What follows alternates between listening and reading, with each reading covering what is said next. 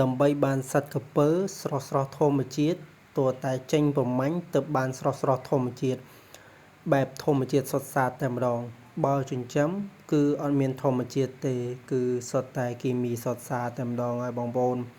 បើសិនជាបងប្អូនឃ្លានសត្វក្រពើអីអាចទៅរកដាក់មងឬក៏ដាក់បង្កាយយកដូចបរិមម្នាក់នេះបានបរិម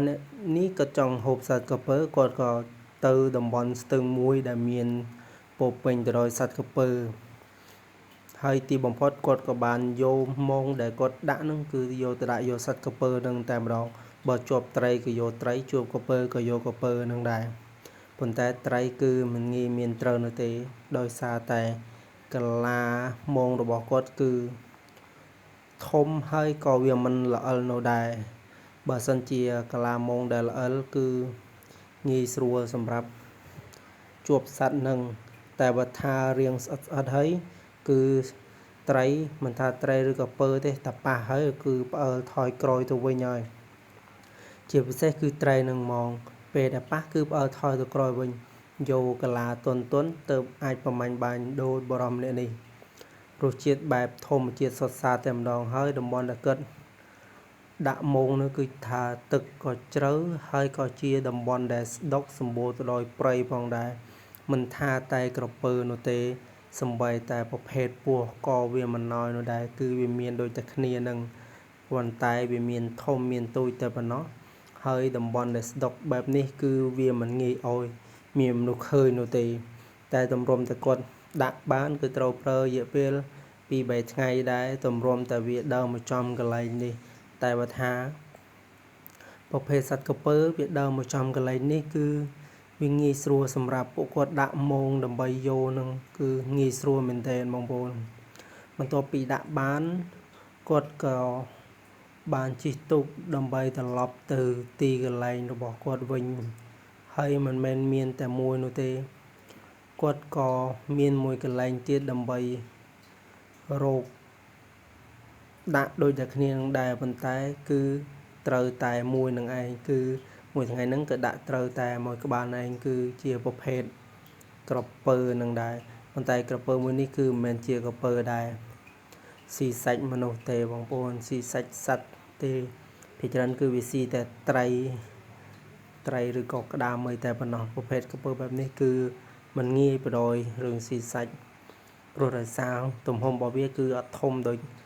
ប្រភេទក្រពើដែលស៊ីសាច់ឆាវជាអាហារនោះទេពេលដែលត្រូវគឺដឹងតែម្ដងគ្រាន់តែលើកមើលក៏វាតឹងហើយវាកន្ត្រងខ្លាំងមែនទែនសំបីតែយើងចាប់ពីចម្ងាយក៏ដឹងថាកន្លែងនោះមានជាប់សត្វក្រពើផងដែរហើយកន្លែងដែលវាជាប់នោះគឺនិយាយវាថាស្មៅនៅម្ដុំនោះឡងទក់តែម្ដងបងប្អូនហើយវាជាប់ក៏មិនមែនងាប់ដែរគឺនៅរស់ធម្មតាទេពេលដែលបរិមម្នាក់នេះគាត់ដោះគាត់ត្រូវប្រើតែដៃគឺចាប់វាមិនបាននោះទេគាត់មានរបស់ការពារដើម្បីចាត់ការទៅលើក្រពើមួយក្បាលនេះផងដែរបើសិនជាបងប្អូនទាំងអស់គ្នាត្រូវការសាច់ក្រពើដែលមានរសជាតិធម្មជាតិបែបសុទ្ធបងប្អូនគ្រាន់តែទៅកន្លែងណាដែលមានក្រពើច្រើនដាក់មងឬក៏ដាក់បង្កាយយកវាបបួលមិត្តភ័ក្តិទៅគឺអាចនឹងរកបានហើយក្រពើទាំងនោះមិនថាធំមិនថាតូចនោះទេឲ្យតែបងប្អូនហ៊ានគឺដឹងតែអាចចាប់យកបានហើយបងប្អូនបរិមអ្នកនេះគឺគាត់អត់មានអីសម្រាប់វាប្រហារទៅលើក្រពើទេមានតែចង្វារបស់គាត់នឹងហើយវាយឲ្យវាត្រឡប់បានអាចយកមកដាក់លើគោកបានបើវាយតែសម្រាប់ធម្មតាក៏ដាក់មិនបាននៅយូរដែរខ្លាចវារួចទៅវិញមានតែវាយកន្តិចវាតែប៉ុណ្ណោះសម្រាប់វាតែម្ដងតែតាមមើលទៅ